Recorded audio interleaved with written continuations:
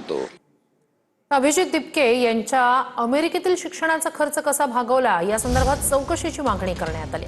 सुरतमधील RTI कार्यकर्ते अमित तिवारी यांच्याकडून ही चौकशीची मागणी झाली।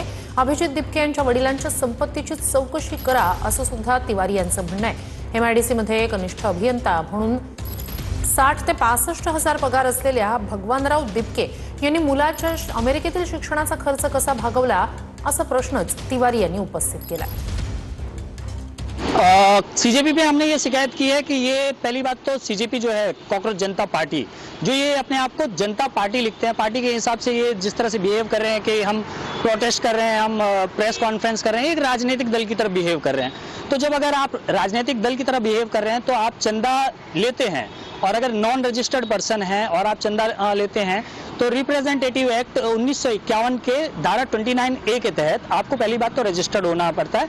आपका जो भी चंदा और बाकी चीजें हैं वो आपको ईसीआई को देना होता है।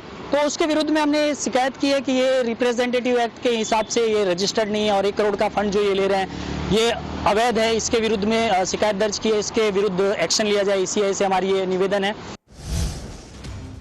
कॉकरोच जनता पार्टीच्या आंदोलनाला राजकीय दृष्ट्या पाहू नका असं अतुल लिमये यांनी म्हटलंय। संविधानाविरोधात हत्यार म्हणून आंदोलनाचा वापर झाल्याचं अतुल लिमये यांनी म्हटलंय। संघाचे सहकार्यवाह अतुल लिमये यांनी हे वक्तव्य केलंय। सीजेपीचं आंदोलन भारताविरोधात उभं केलेलं आहे असंही अतुल लिमये यांचं म्हणणं आहे। आंदोलन फक्त पॉलिटिकल या दृष्टीने बघू नका, केवळ अँटी बीजेपी या अँगलनी हे बघू नका।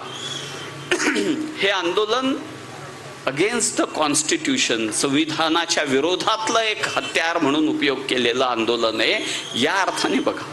अगेन्स्ट द नेशन, भारत विरोधातलं एक आंदोलन या अर्थाने उभं केलेलं आंदोलन आहे, या अर्थाने या शक्तीकडे आपण नीटपणे बघायचं।